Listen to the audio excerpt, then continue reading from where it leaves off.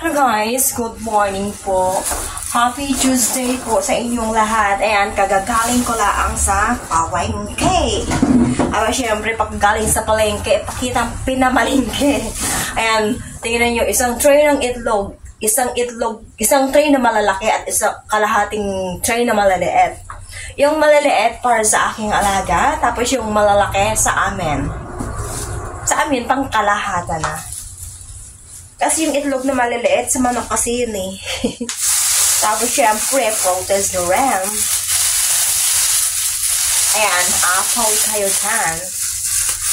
Ang ganito guys, $25. Apat na peraso, pero malalaka naman siya. So, wala yung mga aking mga amo. So, magsasalita ako at gagawa naman ako ng content. Alam nyo na. Pasiguro ko na to kasi baka mamaya mabasag. Sayang. Kasi ang kalahati nito, nilalagay ko na sa tray ng itlog sa breads. Tapos yung kalahati din, ito ganun din.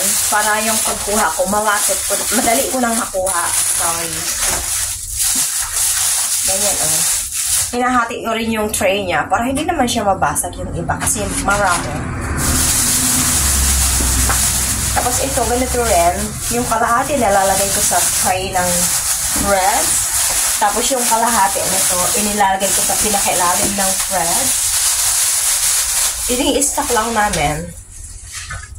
Kasi yung lula ko, mahilig din sa itlog. Yung aming alaga, si Sisi, nilalagaan ko yun ng itlog. Hindi, medyo talagang paborito nila yung itlog. Tapos ito yung pinamalingkit namin. Medyo konti lang naman kasi nga, andito naman yung lola ko. Araw-araw na naman kaming mamamalingkit, promise. Pero pag wala dito yung lola ko, yung amo ko lang na babae sa Taytay, namamalingki kami hapon na.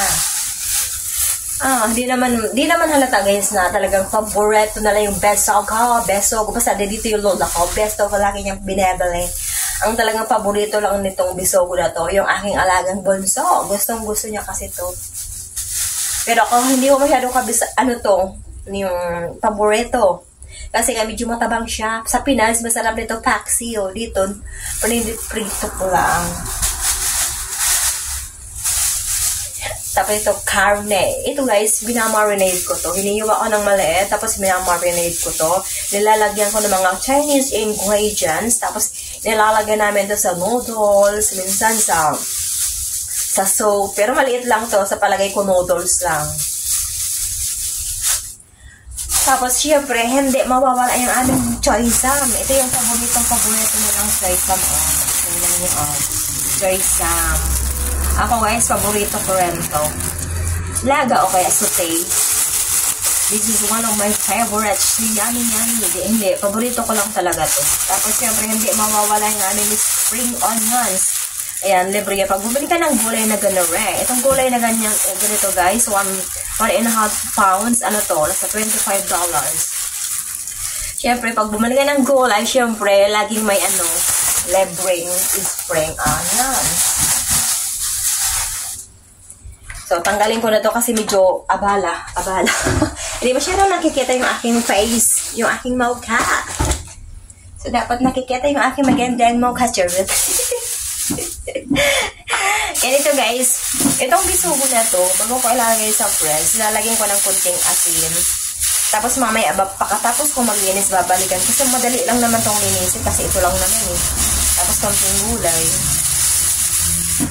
Tapos, bago ko to linisin, syempre yung niya, hindi na masyadong maalat. Pero kunti lang, sabi ng lola, konti lang, ayaw nilang maalat. Kasi yung asin nga, nag-absorb naman sa isda. Maglilinis muna at mag-aayos muna ako bago ko taas sa kasugan. So, lalagyan ko ng konting asin. Sabi ng lola ko, ang alat! Sabi, konti lang naman nilagay ko. Sige, kukuntiin ko pa rin. Pero sa Pinas kasi kapag hinugasan mo, diretso maglalagay ka na ng asin. Tapos lulutuin mo na. Dito, hindi. Ganito talaga, konti lang talaga ito. Siguro lang, kalahati lang. Hindi na, hindi nga kalahati. Basta konti lang siya. Ayan. Tapos pagka-prito nito guys, pagluto na siya, lalagyan ko ng konting spring onions. Pero yung spring onions, Niluluto ko sa kunting mantika, mga seconds lang. Basta ano lang siya, medyo maluto lang konti. So, konti lang. Okay na yan. Yan, ganyan talaga eh. Tapos ilalagay ko siya sa dito. So, talagang pang friends naman siya. Parang hindi naman siya mangamon. Kasi nga, mamaya ko pa siya lilinisin. So, tatanggalin ko lang yung pinakaibabaw na plastic. Ganun, itatapon ko yan. Tapos yan. So, pagkatapos kong maglinis, ayan, babalikan ko ito mamaya. Pero maganda kasi absorb na yung asin niya. Pero, haluin ko pa rin. Halo-halo na ganun, para talagang mag-absorb yung asin. Nakalimutan ko talagang ihalo. Promise. Ayan. Ano yun guys, yung in-upload ko nung nagsayawan kami, yung tatlo kami, naka 10k views. Thank you so much sa 10k views na yun. Saan ka pa? Hindi lang ako sanay magsayaw. Medyo pinipilit-pilit pa nga ako ni kapatid kasi talagang nahiyain ako guys sa mayaw. Talagang hindi ko kabisado yung ganyan-ganyan na pagsayaw-sayaw, promise. Nahiyain ang lola niya. So ilalagay ko na ito sa press. Ay, ang dami niya Ito ganito, hindi naman to namin maubos ng isang lutuan lang. Hinahati namin to kasi nga dalawang matanda lang naman ako, yung lola ko, tapos yung dalawang bata. So, yung dalawang bata, na naman yung kumain. Ako lang yung malakas kumain ng kulay, tapos yung lola ko. So, hati lang.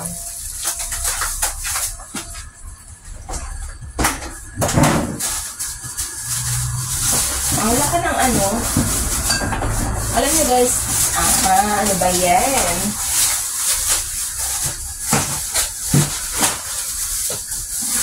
Ng gulay ko. Ang laki ng gulay. So, lahat ng to, ilalagay ko sa fries. Ayan, kalahati-kalahati lang.